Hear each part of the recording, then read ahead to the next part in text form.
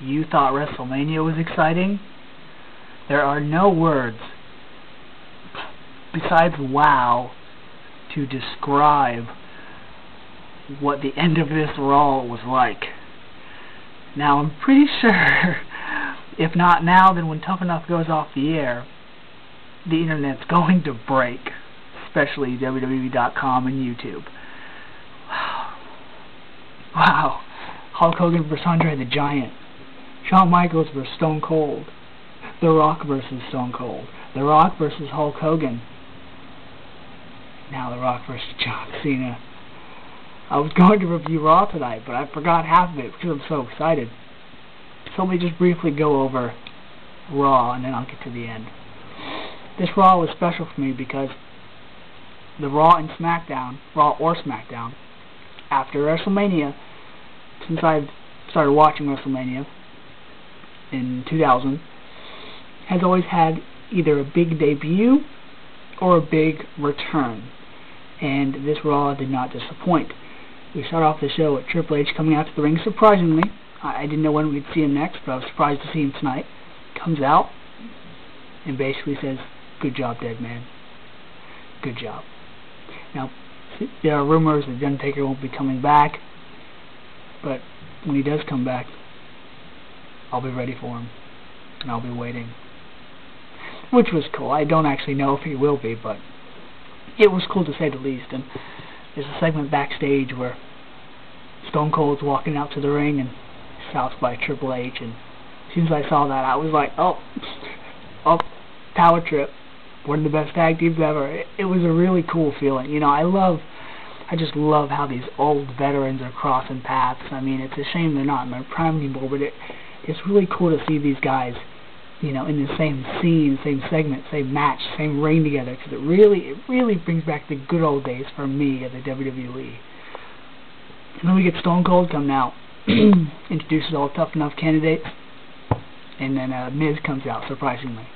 I thought Miz would come out at the beginning of Raw, but he came out during this segment. He's basically like, none of you are ever going to become WWE champion. Take a good look. This is the closest you'll ever come. And then he started talking to Stone Cold. And he was like, "Yeah, what it takes, Stone Cold? Huh?" And people started chanting, "One more match, one more match." And he's like, "Come on, Stone Cold, see what you got. Can you still hang for one more match?" And, oh, it was so cool.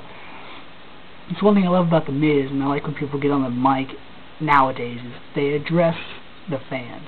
You know, as far back as I can remember, Stone Cold used to address it when, you know, people would be chanting, "Asshole," to Vince, and then Stone Cold would be like, "Do you hear all these fans? Because they're calling you an asshole." And then The Miz does that really well. He addresses what the fans are saying, and he plays off it, just like a comedian would a heckler, and it really works.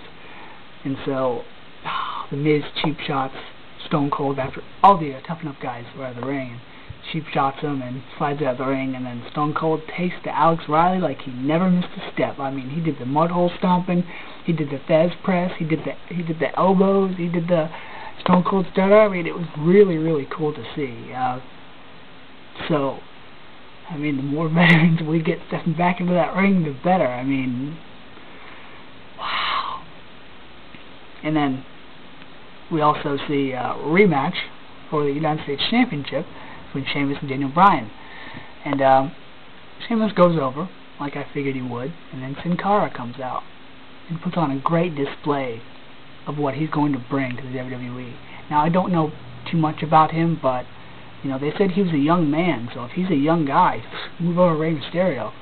Here comes your and AJ Styles' love child. I mean, Sin Cara was really good in the ring. I mean, I've watched some Lucha Libre wrestling, but Sin Cara is going to bring a nice flavor to the WWE. He's got good things for the future. And then John Cena comes out to address The Rock. Now, at first, I had heard that The Rock would be on the Raw after WrestleMania, and then they changed it to the Raw before WrestleMania, so I figured, okay, John Cena's going to come out to the ring, and he's going to call out The Rock, and some imposter's going to come out, or some, you know, short dwarf guy, you know, like spoofs they've done before in WWE.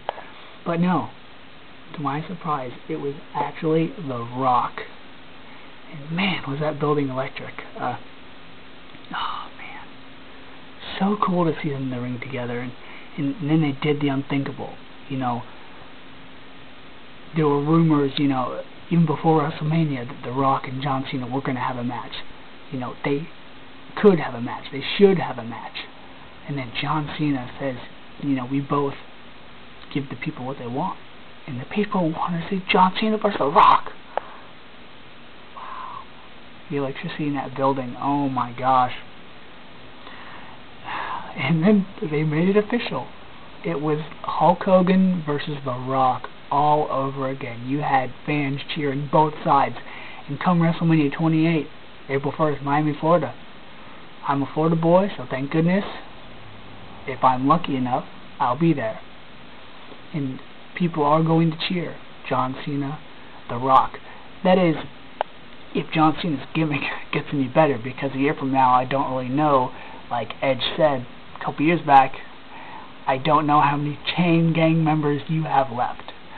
So, as soon as Raw went off the air, my phone blew up. I mean, all I could say to my friend was, we're going. We're going. That and wow. Wow. Because we ran out of words to say. We never thought this day would come. So, I'll stop hyperventilating. And let me know what you guys think. I'm not going to ask you if you're excited about it, because I know each and every WWE fan is. The only thing I ask, though, is that The Rock, I know he's in shape, but I want him to be training for this match. I don't want him to slack. I know he stays in good physical condition, but I want him to be ready to bring it WrestleMania 28.